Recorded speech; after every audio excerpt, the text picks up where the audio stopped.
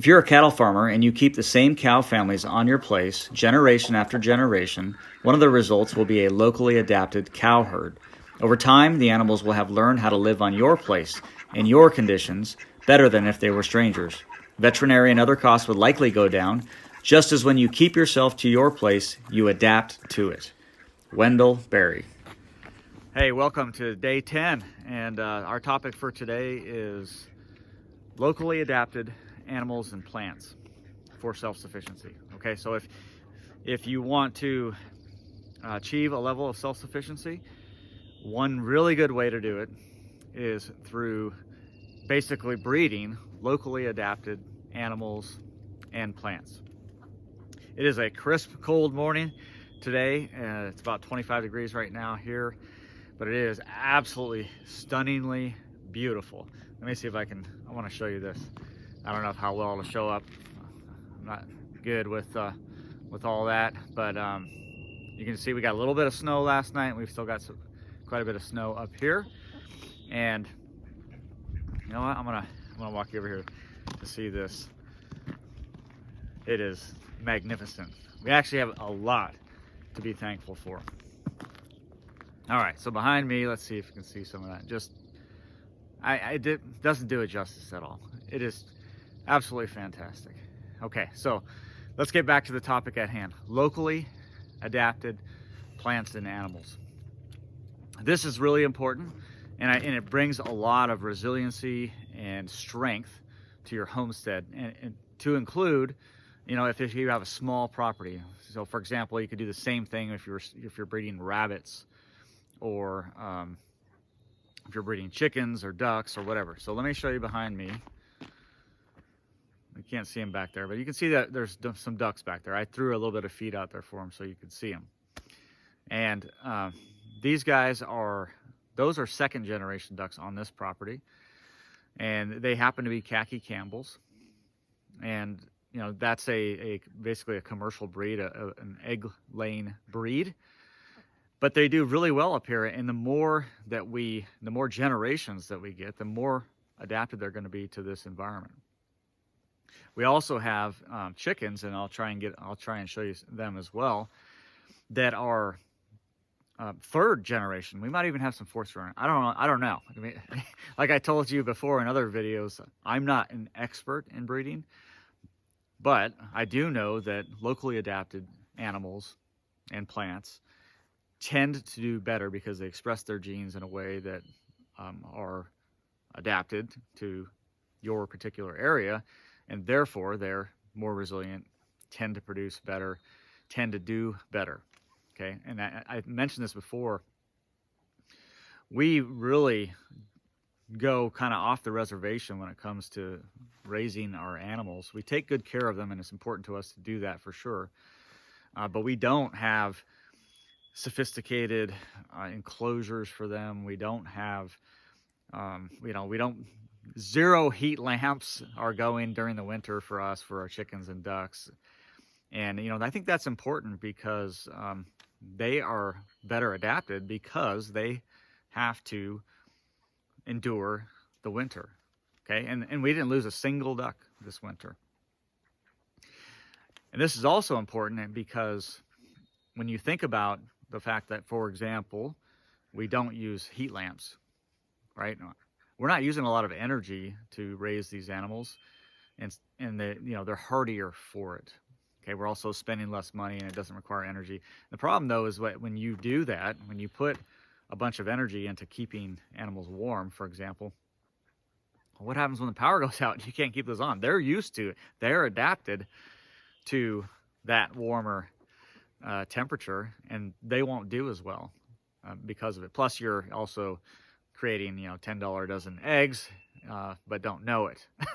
Okay, all right. So, locally adapted animals, multi-generational animals, having a breeding program. Again, you don't have to be an expert to do it. You got to say, like, well, I'm going to pick, the best animals here that do the best, and then those are the ones I'm going to breed. This flock was probably twice the size last fall, and we processed about half of them, for meat. and they're fine, even though they're traditionally egg-laying ducks. They make just fine meat ducks, I assure you that. Okay, so let's talk about some other things as far as locally adapted plants and animals. Okay, I'm just stalking one of our hens here, and you know, if you can see it, if you see her coloring, you can definitely tell that she is not a purebred chicken. She is literally a third or fourth generation hen on here that does really well, and they're kind of standoffish a bit because they're not pets to us. We treat them very well, but they're not pets, and you know, we're not up close with them and petting them and all that. Although, I mean, we have had those types of chickens as well. It just depends on I guess the season and the time, because we've definitely had those. We've tried to rehabilitate certain chickens. They've ended up more pet-like. But that's just an example of one of ours. Again, no significant housing that we use. We don't put them in coops. They do have places underneath our deck that they will roost and all of that, or they'll crawl underneath our deck to get away from us. But that's just one example of a locally adapted animal that has done very well for us. Okay, behind me is our edible forest garden. It's about 1/3 of an acre, and it's got fruit trees, nut trees, berry bushes, perennial vegetables. There's annuals thrown in there as well.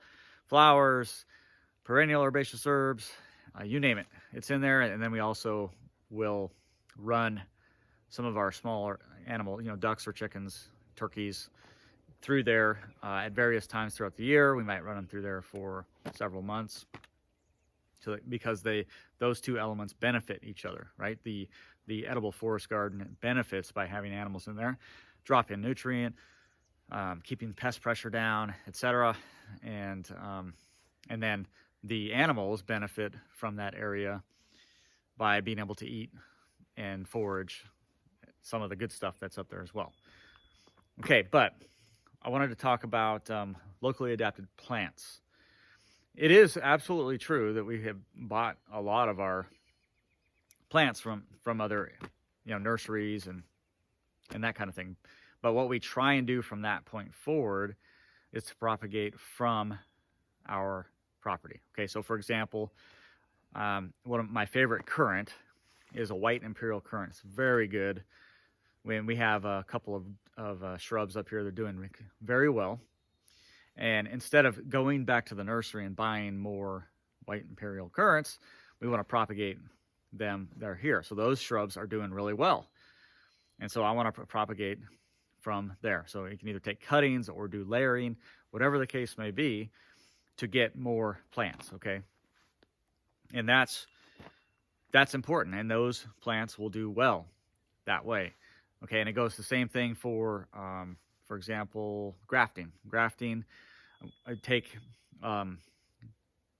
existing apple trees, for example, that are here.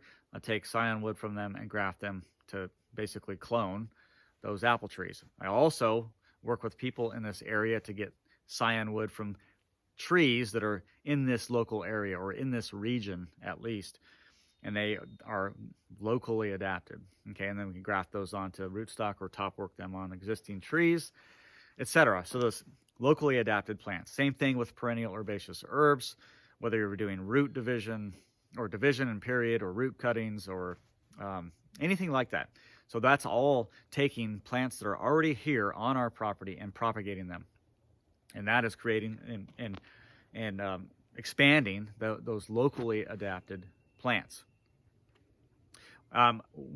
If I have one area of weakness, which we do, and that is in annuals, and that's something that we're working on ourselves.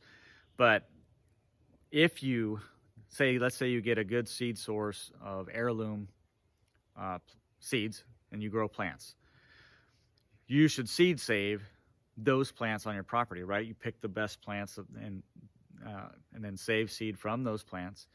And now you have locally adapted seed of even annuals that do well in your area. So in some areas we have saved seed, and then it becomes this locally adapted, even annuals, say lettuce, for example. And, that's good. But in other areas, we've kind of gotten complacent, and, we do the typical ordering of the seed packets like everybody else. Again, nothing wrong with that. But maybe add in a little bit of seed saving as a skill to learn in order to become a little bit more self-sufficient. Things are things to work on, okay? Animals, breeding programs, locally adapted animals, plants, breeding program, saving seed, propagating plants, and all of that is also important. And I want to hit on one more thing because I think it's important with regards to locally adapted plants. Okay, I keep picking sunny spots because it's a lot warmer in the sun. And I want to talk about the forest. If you have trees on your property, again, this obviously applies to people that have a little bit of property, but even if you have an acre and you have 20 trees on your property, this applies to you as well. Okay, all the way to large family forest owners. When we look at trees in our forest, it's the same thing, right? Do we want to improve the genetics of the forest or degrade them? Okay, now if we simply take the biggest trees and cut all those down, so we do what's called a diameter cut, which means basically take all the big trees, leave all the small ones, and you keep doing that over time, what you end up with is a degraded forest genetics. Okay, so in this same vein of locally adapted animals and locally adapted plants for our gardens, we have improving genetics in our forest. Okay, so what we do is we leave the best trees, we leave the strongest trees, the best growing, the fastest growing, the largest, the healthiest trees, we leave those. Okay, so those genetics can propagate in our forest as well. All right, so I think we covered it. Today's topic, again, is locally adapted animals, locally adapted plants.